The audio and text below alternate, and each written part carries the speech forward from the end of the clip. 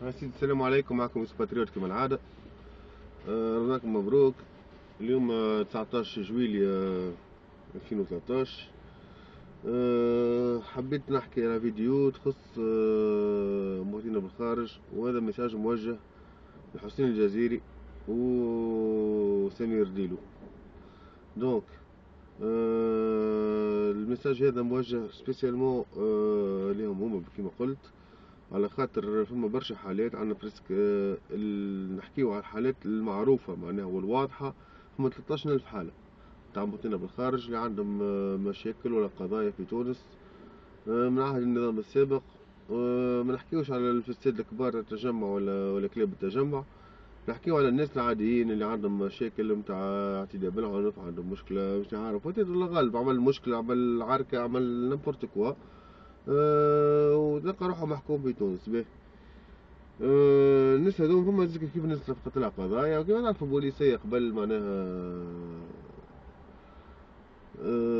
معناها كان نفقوا من الحي تلصق لك قضية عادي جدا نورمال به. الناس هذوما لقاو روحهم هنا في الخارج ملوحين. فما شكون ترفض اصلا باش يعملوا له باسبور في القنصلة، جدد بلوتو الباسبور بتاعه باش حب يروح. فما ناس اخرين حتى باش يعملوا لهم اوراقهم، يعملوا اوراقهم مثلا، لقاو باش يعرس باش يعمل حاجة باش يسلك وضعيته، قالوا له لا. علاش؟ خاطر عنده قضية في البلاد، مش حاب يروح طول على امه وفاميلته واهله. ما كيف كالعادة مشاكل. باهي، نون بارلون با من المشاكل تاع القنصليات واللي القنصلية ترميها على وزارة الخارجية والخارجية ترميها على القنصلية، كل واحد يلوح الاخر. دونك الناس هذوما كنا 13,000 حالة موجودين اللي عندهم مشاكل واضحة. هنا نحبوا نشوفوا كحالة إنسانية كوزارة حقوق الإنسان، وزارة العدالة الانتقامية عفوا، خاطر هنا في الحين كان بتسيب عبد الله القلال والغرياني وحمد القروي اللي رجعوهم نضاف، معناها صحيح سيبوهم ورجعوهم نضاف. وزنا مواجهة كيف المساج هذا لوزير العدل شخصيا. دونك نحب نعرف اسكو الناس هذوك اللي ندرا هما انظف من الناس العاديين اللي ولا غالب انا وقع باش عمل عركه ولا عمل مشكله ولا صارت له مشكله في البلاد ولا تلزني مش نعرف انا. ما نبروش احنا شنو عاملوا، خاطر باهي الا قانونيا تعتبر جرائم. كيف يا خويا الناس هذوما كيتحكموا به، يقول القانون نورمالمون يتوقف. مادام خرج شي برقية تفتيش يتوقف في المطار، يعمل اعتراض، تجي على ساعتين من زمان والله على ريقور. اما باش يتوقف وتولد مزبيلة ولا أعلم مرته قورية هابطة معاه ولا صغاره ولا كذا، يحطوا له مناض قدامهم يهزوه يبيتوه في بوشوشة وكذا واحد. فهمت؟ لو طول اللي يعمل اعتراض، وممكن كان هبط بالويكاند عادي، ويكاند كامل ويهبط يخرج بالثلاثة قدام رئيس المحكمة باش يعمل اعتراض. زاد تسفي با برجولية ما تجيش، وإهانة كبيرة. دونك انتم عملتوا المطلوب يا سيدي. شوفوا كيفاش تسويوا وضعية الناس هذوما بالاستعانة مع القنصليات، فهمت؟ وندرسوهم سواء كا ولا غيره. دونك نحاولوا كيش نلقاو معاهم حل، نحاولوا الناس هذوما بدني يخليهم هما ينجموا يروحوا البلاد. حتى كي باش يروح بكم تحبوا على الديفيز وعاونونا دخلوا الديفيز البلاد. يا خويا كيفاش حاب تدخل ديفيز وانت فما ناس حاكم عليها كانوا تقعد هنا فوق بورتوت؟ ما نحكيش على الكان تاعي انا مع رشيد عمار، ما نحكيش مع الكان تاعي مع وزارة الدفاع ولا الداخلية ولا اللي هو، خاطر نكلاشي نورمال مع البالي بوالو. ولكن نتحمل مسؤوليتي صحيح في اللي قلته، ودوسيات موجودة ديجا ياسين العياري خارج منها دوسيات، فهمت؟ سا باس دون ميم كونتكست، ثم قضايا اخلاقية كونتر رشيد عمار وكونتر قيادات في الجيش كيما جنرال بن حسين ولا غيره، فهمت؟ ولا القضاء العسكري ديجا اللي حكم علي انا، فهمت؟ على فوا وخرج فيا كيف برقية تفتيش، لا علينا فيها. القضاء العسكري متورط في قضايا كانت قضايا أخلاقية تورطوا فيها قيادات كبار وهو غطى عليهم، والضحايا مشاو تعدوا لتقاعد الوجوبي.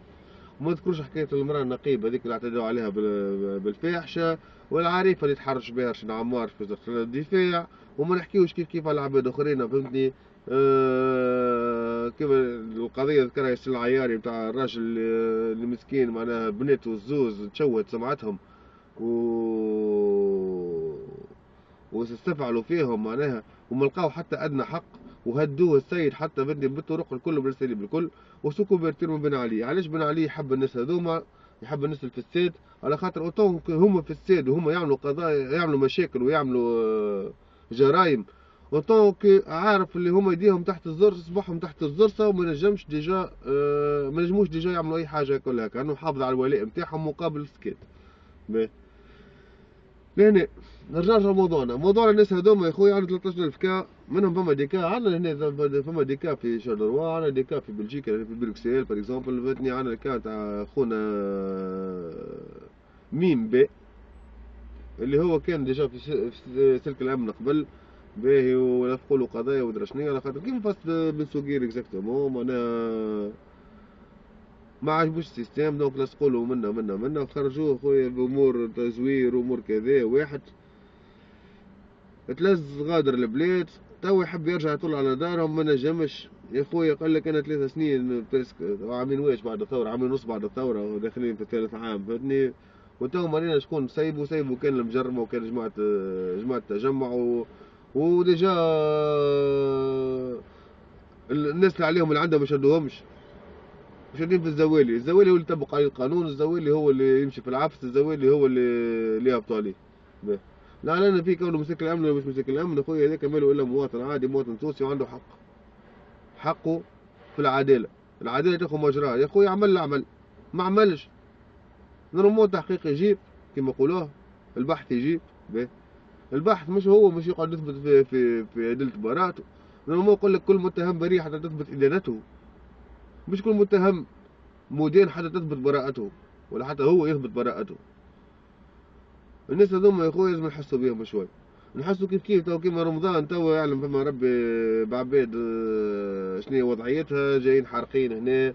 حكينا قبل على الدوسي تاع مفقودين تاع الثورة، مفقودين تاع الحراقة بليتو وقت الثورة، ما قلنا لهمش احرقوا صحيح، ما ضربهم حد على يديهم قال لهم احرقوا، الحكومة بعدين حتى داخل باش هما يحرقوا ولا كذا، لكن هذاك مفقودين يا خويا قوموا بالواجب وطلعونا دوسيات، وما تقولوناش راه فما انفلونس من دوله كذا ولا دوله كذا. في بالنا صارت صفقه في عهد السبسي، فهمتني، والسبسي تمتع بامتيازات في عهده هو، فهمتني، مع ايطاليا ومع برلسكوني، وقت صارت بليتو فلوس دارت ومساعدات وكذا.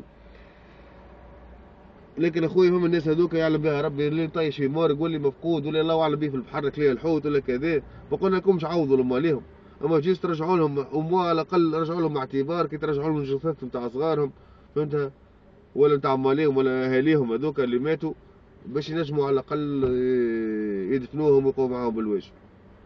اللي مات الله اعلم في البحر هذاك مشى على روحه مشى، فهمتها. اما اموال يا خويا يثبتوا لهم حيين ولا موتى، اما الناس يعلم بها ربي ما تعرفش صغارها حيه ولا موت ولا مات.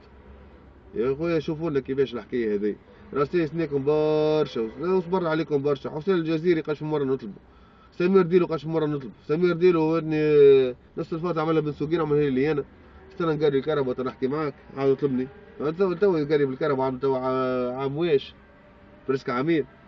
يا خويا راكم عورتولها، راكم ياسر كثرتولها ياسر، واحنا بدينا نفدوا منكم راهو، يا حزب اسلامي يا تعرفوا اش قال ربي والنبي،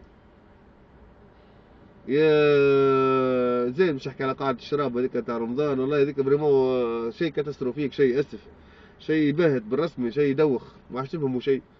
نهضة قاعدة في قاعدة الشراب في سفارة فرنسا في رمضان، سيدي رمضان، والله فضايح، والله صدقني فضايح، حزب متأسلم مش اسلامي، والله متأسلمين، والله ناس لا عندكم مبادئ ولا عندكم والو ولا قيم ولا محزنون، ناس بنت بالكيش كونكم تجيروا على الكراسي، ونحن لكم بالمرصاد وهلا راجعين. ماشي ترجع تلموا دمية الثورة، شو نساو لازميات ميساج موجه ليهم اخويا، نساو كومبليتمون اللي صار، ونساو الاحزاب، خاطر الاحزاب راكم شفتوا وين وصلتنا، واش كمش الشياب هذوما فدني اللي تعاركوا على الكراسي، تعاركوا في عهد بن علي قبل على الكراسي وحبوا يوصلوا المناصب، مش مشكلتهم باش يعارضوا بن علي، مشكلتهم بلوتو باش هانو يخرج لبرا وهانو يضرب شهريه لهنا ودار اموره واضحه، فهمتني، ماهوش يلوج على مصلحه البلاد، مش يلوج على مصلحه تونس، هو جيت يسب بن علي باش لهنا اللي عنده ستاتي اوفيسيال، هذا سبيت بن علي باش نظل اموري واضحه، فهمت. فقنا بيكم يا خويا، فقنا بدوسياتكم، فقنا بتمويلاتكم قبل، شكون كان يمول فيكم وشكون. واكبر دليل ديجا جريده عمك نجيب كسكروتات كيفاش سكرت بعد ايامات بعد ما اندلعت الثوره، معناها السبب الوحيد قال لك اللي طلعوا به هو كون الجريدة عن افلاسها خاطر ما عندهمش موارد باش ينجموا يمولوها. اذا كان في عهد بن علي وقدرتوا تمولوها، منين من اين لكم هذا؟ ما بين الحكايه خاطر انتم معارضه كرتونيه، خاطر بن علي هو اللي قاعد يخلص فيكم باش تعملوا معارضه، سوديزون معارضه. ليش بن حامد يروح بدني في كربه، يلقى كربه خاصه في المطار استنى فيه باش يمشي يروح لبلاده. يا خويا باينين المعارضين هذوما، يا شعب ثق على روحك، يا شعب اعرف شكون صاحبك وشكون عدوك. رانا منكم وليكم، لعينا بمناصب ولعينا بكراسي، احنا حشنا هو الزوير يلقى حق. والله واحد من الناس لا عندي طميعه ولا عندي مكسب، هاني عايش على روحي ترونكيل، هاني في بلاد الناس اخويا، مانيش في بلادي صحيح، يعلم ربي بحالي ويعلم ربي بحال العباد اللي هنا موجوده، ولكن مش في بالكم هنا راه ندزوا فيهم بالركبه، راه والله له صحيح، والله العظيم فما معاناة زرقاء، فما ناس يعلم بها ربي. المواطنين بالخارج هذوما كي تعرفوا المشاكل اللي قاعده هابطه على روسهم، ولا يعاونهم حد ولا يساندهم حد. شوفوا انتم اكبر اكزامبل، جماعه فيمن في تونس شنو صار؟ جماعه فيمن هنوا عراوا رواحهم في تونس وقاموا بجريمه اللي هي الاعتداء على الاخلاق الحميده وتظاهر وتظاهر اسمه يا ربي تجاهر بالفاحشه وكذا وكذا وكذا وكذا. ومن بعد شنو؟ هما دخلت اجنبيه دولهم اخويا، دولهم عندها انفلونس، برغم دولها ما دخلتش. مالي البنات هذوك قال لك اخويا احنا نحترموا القضاء التونسي ونحترموا نزاهه القضاء التونسي، واللي قرر هو مبروك. احنا قضاءنا لا غالب يرحم عمي، قضاءنا سايبهم. كان جاي لهنا تونسي ولا عربي عمل حاجه هكا ولا هكا ورب النبي دخلوا لا تونس لا والو، القنصل يضرب في النوم والسفير يضرب في النوم، وحد ما يتلاقى بيهم، حد ما يضرب عليهم، حد ما يتلفت لهم. هنا الناس ياخذوا في شهريات على غير حد شيء كيك من الكونتريبيابل. يا اخويا خلصوا فيهم هذوك الناس من الكونتريبيابل تاع التوانسه. وتحبونا بعد احنا التوانسه تاع الخارج برا يجيبوا فلوس وعاونوا البلاد وعاونوا الاقتصاد وعاونوا كذا. في مقابل شنو هو صاحبي؟ انا ما خممش في مقابل، اما هم عباد اخويا تخمم لك في مقابل. ناس زواوله يعلم بها ربي لهنا، يصبح 6 تاع الصباح في الثلوج يعلم بها ربي باش يعرضوا ديواني ولا يعرضوا شرطه حدود في تونس ثم ياهم في البرد، فهمتني؟ وافرح بينا وهي تحويجه ومش حويجه. يا خويا الى متى الشيء هذا؟ تراو توصي بالخارج كيك مرتو تصرف فلوس، وهو فاند كونت الفلوس لا والو، يعلم بها ربي كيش لما الفلوس هذيك. ما تغركمش الكراهب، ما تغركمش كذا، خاطر الكراهب ب 300 يورو كراهب، هنا ما تاخذها كراهب 300 يورو سي ريان دي تو، 600 دينار تونسي. وتلقاه هكا قرباعة تاع نظيف. معناها ما تغركمش الكهرباء خاطر تلمع وكذا، واحد صحيح وفلان هبط كهرباء وفلان كذا. شوفوا فلان مش هبط كهرباء، شوف يعلم به ربي شنو السوء تعدى على راسه هنا. يخدم الكل، اللي ما يخدموهاش البلاش كي يخدمها هو. يخدم هو باش يخلص على البلاش، كان راقدين يضربوا في الشوماج. احنا اوبليجي باش يكون في بالكم، رانا احنا لهنا العرب بصفة عامة ولا ليزيترونجي، احنا اوبليجي علينا باش نخدموا لهنا، ما كانش انت وراقك. واضح؟ خاطر ما نساعدهمش هنا باش تقعد انت عال عليهم، هما حتى يكفيو ولادهم. هنا راك في اوروبا راهي الفقر والميزيريا، راهو يكذب عليك يقول لك اوروبا رجال الموعود. وماني قلت لكم ما نقول لكمش ما تجيوش يا خويا، مرحبا يجيو يشوفوا على عينيكم على نظركم، فماش حاجه يا خويا، يجي مرحبا يجي يشوف هنا على نظرك.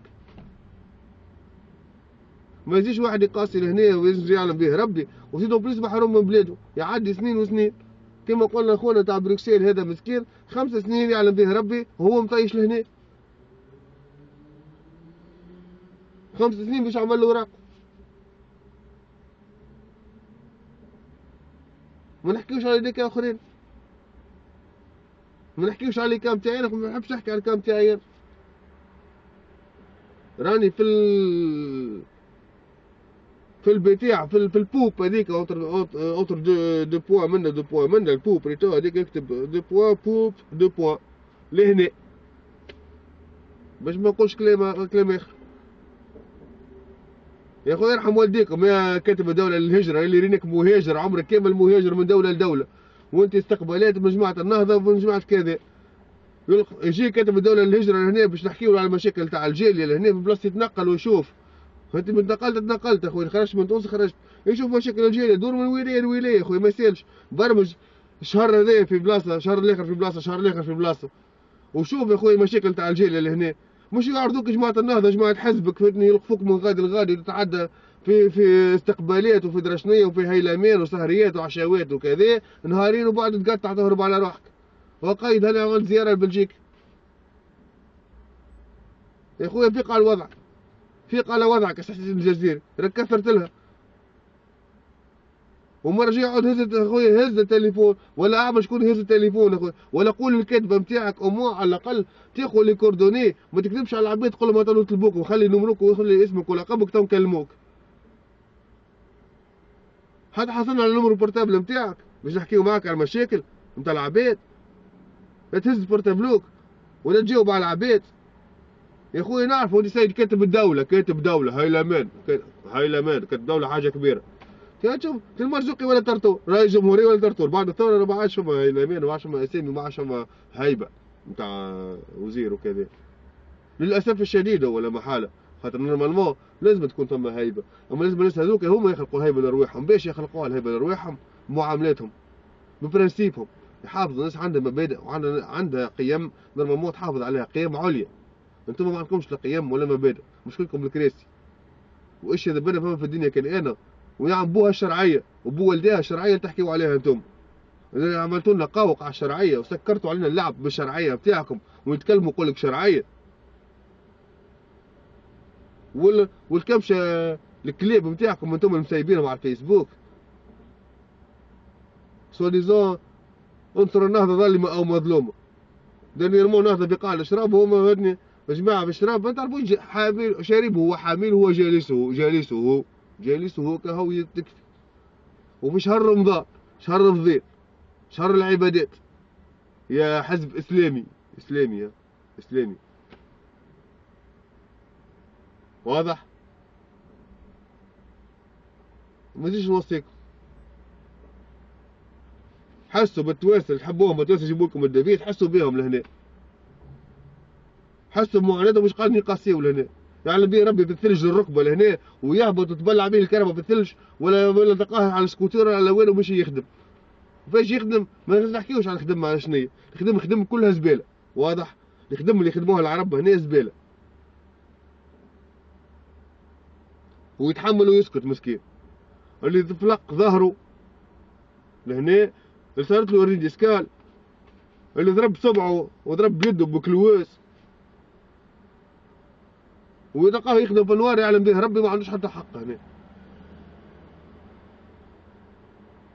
هذوما نحكيك على الجماعه اللي بوراق. علاش؟ خاطر اللي بود انتريم هنا قاعدين تجربوا البشر في دوله حقوق انسان، فما متاجره بالبشر راهي مازالت موجوده، اللي هي المتاجره بالبشر هنا حسب القانون البلجيكي راهي ممنوعه.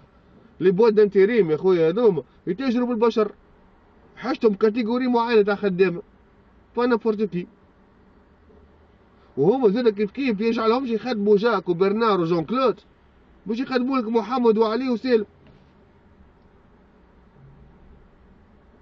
معناها قانونيا ما تجيش تخدم ديكلاري، ومش الاخرى كان خدمت في النوار نباصي عليك ولا اللي يخدمك.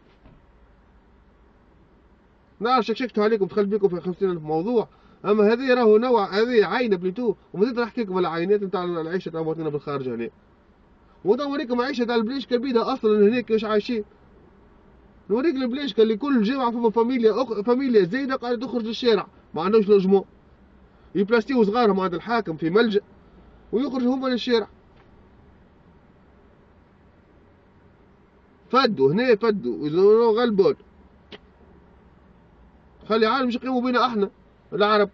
وسيرتو عندنا بنية عمنا الحمد لله يا ربي فهمني بالالاف كما ما نحكيش بالملايين، اللي قاعدين كل يوم يحلموا بالخارج ويحلموا بالخارج باش يوصلوا لهنا، باش يوصل يبيع لكم الغبره ويبيع الزطله ويبيع كذا، وسوا ديزون الظروف حتمت عليا كيك.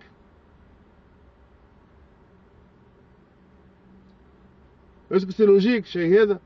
اعرف يا تونسي يلي مش ابعث ولدك، ولا يا تونسيه اللي مش تبيع سياختك مش تعطي لولدك باش يحرق، عارف شنو قادم راهو لهنا، وراه لا عنده حتى حق ولا عنده قنصلات تدافع عليه ولا عنده سفاره تدافع عليه. هذوك اكثر من البروتوكول دبلوماتيك والاستقبالات ودرشنيه وكذا، ما عندهم والو راه. وطلع باسبور وطلع بطاقة تعريف وحتى الباسبورات راهو ضربة اثنين الماكينة راهي اون بان هنا. يقولك برشا يمشي لباريس طلع باسبور ولا يمشي يرجع لتونس طلع باسبور. راهي الماكينة اون بان. اللي هي قنصلية عامة تمثل البنيلوكس معناها تونس قلت قنصلية تونس معناها في بلجيكا ولوكسمبور وهولندا. يا خويا شوفوا لنا حل سي حسين الجزيري ولا اكس ولا يجري. وانا غلبان. شوفوا لنا كيفاش لقاو لنا حل اخويا. والسلام عليكم ورحمة الله وبركاته.